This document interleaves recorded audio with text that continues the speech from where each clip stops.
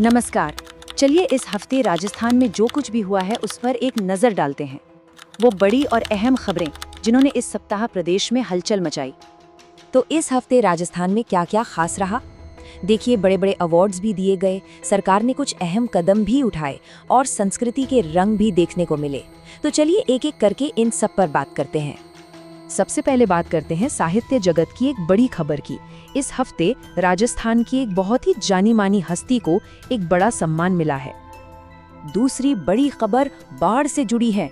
पिछले कुछ वक्त में बाढ़ ने काफी तबाही मचाई है और अब सरकार ने इससे निपटने के लिए एक बड़े राहत पैकेज का ऐलान किया है।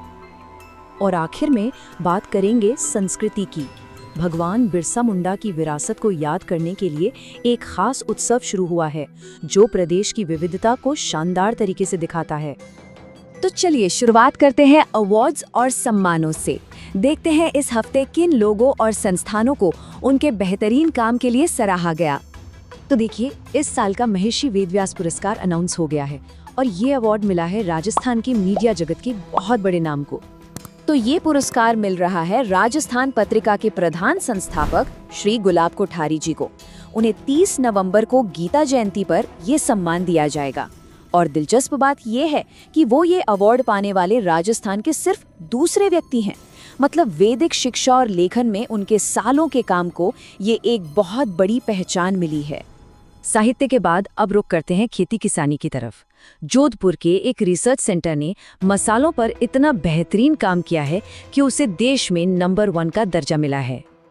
ये अवार्ड मिला है मंडौर के डॉक्टर BR चौधरी कृषि अनुसंधान केंद्र को। उन्हें यह सम्मान अखिल भारतीय समन्वित मसाला अनुसंधान परियोजना के तहत दिया गया है।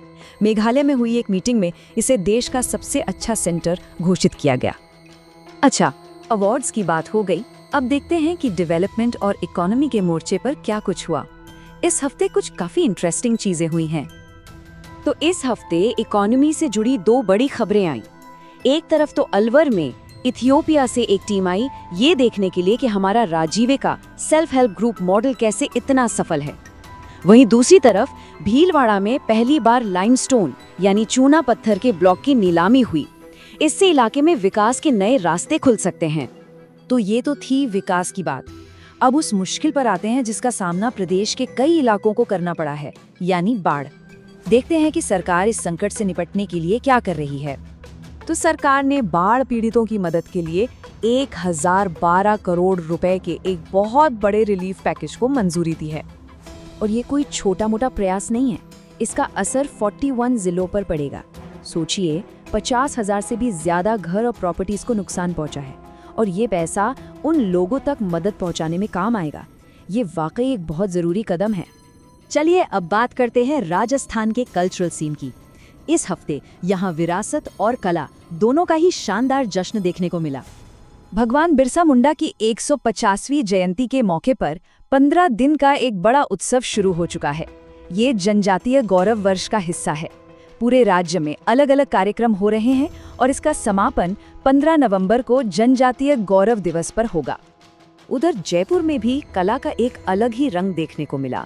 यहाँ हुआ राष्ट्रीय मूक अभिनय महोत्सव, मतलब नेशनल माइम फेस्टिवल, और इसमें 4 अलग अलग राज्यों के कलाकार अपनी कला का प्रदर्शन करने के लिए एक साथ आए।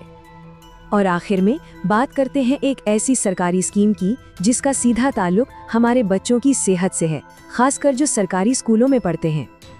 इस योजना का नाम है पन्नाधाय बाल गोपाल योजना। इसका मकसद बहुत सीधा और जरूरी है। सरकारी स्कूलों में पढ़ने वाले बच्चों का पोषण स्तर सुधारना, ताकि उन्हें एक हेल्दी स्टार्ट मिल सके। तो ये काम कैसे करती है? देखिए, बहुत सिंपल है। क्लास 1 से 5 तक के बच्चों को 150 ml दूध मिलता है और क्लास 6 से 8 तक के बच्चों को 200 ml। ये रोज मिल्क पाउडर से ताज़ा तैयार किया जाता है। और हाँ, क्वालिटी का भी पूरा ध्यान रखा जाता है। एक टीम ये पक्का करती है कि बच्चों तक पहुंचने वाला दूध बिल्कुल सेफ और फ्रेश हो। तो इस हफ्ते हमने अवार्ड्स देखे, सरकार के बड़े फैसले देखे और सांस्कृतिक जश्न भी।